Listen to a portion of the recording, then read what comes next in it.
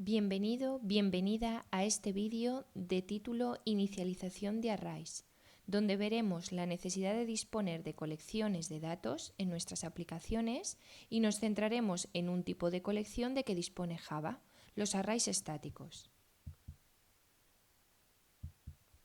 Supongamos que queremos disponer de una aplicación para gestionar las notas finales de los alumnos de una clase y con ella poder calcular la nota media de la clase, saber el porcentaje de aprobados, el porcentaje de suspendidos.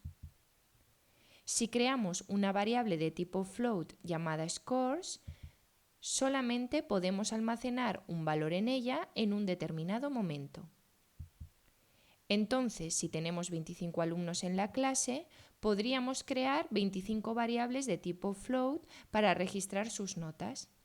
Por poder podemos, pero nuestro código sería muy largo y difícil de mantener ante cambios.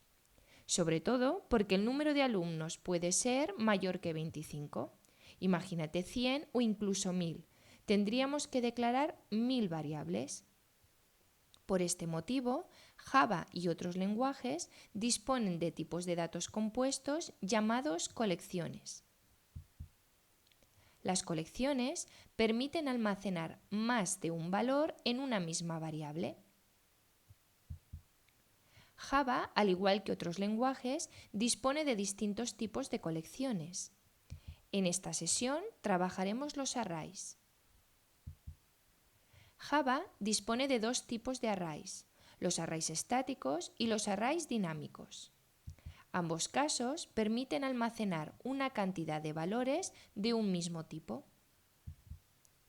La diferencia entre ambos está en que los arrays estáticos no permiten cambiar el tamaño de la colección después de crearla y que los arrays dinámicos sí permiten modificar su tamaño, añadiendo o eliminando elementos.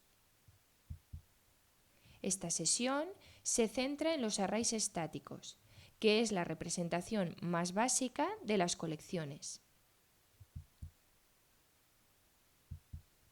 Un array es una estructura de datos que contiene un grupo de elementos, es decir, permite almacenar más de un valor en una misma variable. Cada elemento del array puede tener un valor diferente, pero todos ellos tienen que ser del mismo tipo. Float en el ejemplo que ves en pantalla. Scores es un array de floats, cada valor tiene que ser un float. Podremos disponer de arrays de cualquiera de los tipos primitivos de datos. Por ejemplo, un array edades de tipo int para almacenar las edades de los alumnos de nuestra clase. O por ejemplo, un array calificaciones de tipo char para almacenar la calificación global, excelente, notable, bien, etc., de los alumnos de nuestra clase. O por ejemplo, un array nombres de tipo string para almacenar los nombres de los alumnos de nuestra clase. Es importante que entiendas que en un array todos los valores deben ser del mismo tipo.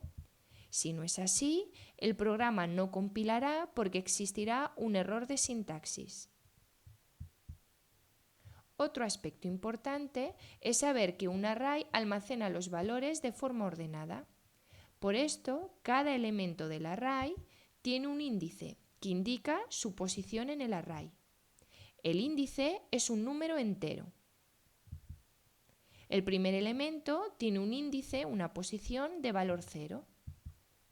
El segundo elemento tiene un índice 1 y así sucesivamente en orden creciente. Si queremos saber el valor de cualquiera de los elementos del array, tendremos que escribir el nombre del array seguido del índice o posición del elemento entre corchetes. Por ejemplo, si escribimos la instrucción scores corchete 0 corchete, nos devuelve 7,5, que es el valor que contiene la posición 0 del array. Si escribimos scores corchetes 1, obtendremos el valor 5 y así para el resto de posiciones del array. Para declarar una variable de tipo array en Java, lo hacemos de forma similar a cualquier otra variable. Escribimos el tipo de dato seguido de corchetes y el nombre de la variable. Finalizamos la sentencia de forma habitual con el punto y coma. En el ejemplo que ves en pantalla, hemos declarado la variable scores, que es un array de tipo floats. Comprueba que la diferencia está en que hemos añadido corchetes junto al tipo de dato para indicar que la variable scores no almacenará un único valor float, sino una colección. Antes de poder usar el array, por ejemplo, para mostrar por pantalla alguno de sus valores, es obligatorio inicializarlo. Si no lo hacemos así, Java dará error de compilación. Podemos inicializar un array de forma literal, esto es, escribiendo entre llaves los valores de la colección. Comprueba que los valores se escriben separados por comas. Tal y como ves en pantalla, hemos declarado el array scores de tipo float y le hemos dado 5 valores iniciales. Si usamos ahora el array scores para, por ejemplo, mostrar el valor de su posición 0, no se producirá un error de compilación porque ha sido inicializado previamente. En muchas ocasiones podemos necesitar un array, pero no sabemos a priori qué valores va a contener, bien porque estos valores los tiene que introducir el usuario o bien porque sus valores se calculan de forma automática dentro del programa. Por esto, Java permite otra forma de crear e inicializar un array. Es la que ves en pantalla, usando la palabra clave new seguida del tipo de variable y entre corchetes un número entero. Observa que el tipo que sigue a la palabra new debe coincidir con el tipo que ha sido declarado, float en el ejemplo que ves en pantalla.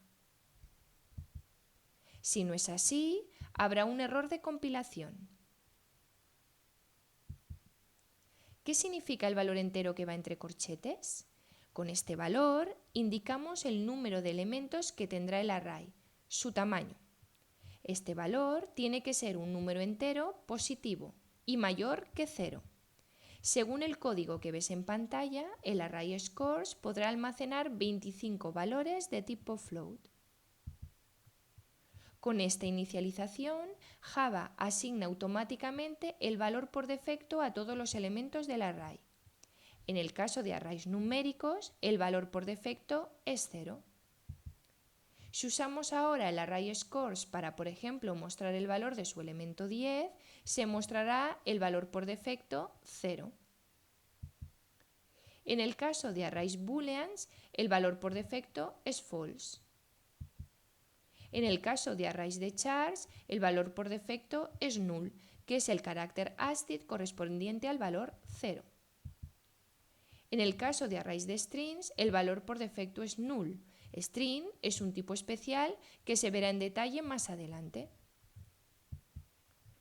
Con esto acabamos la explicación sobre inicialización de arrays.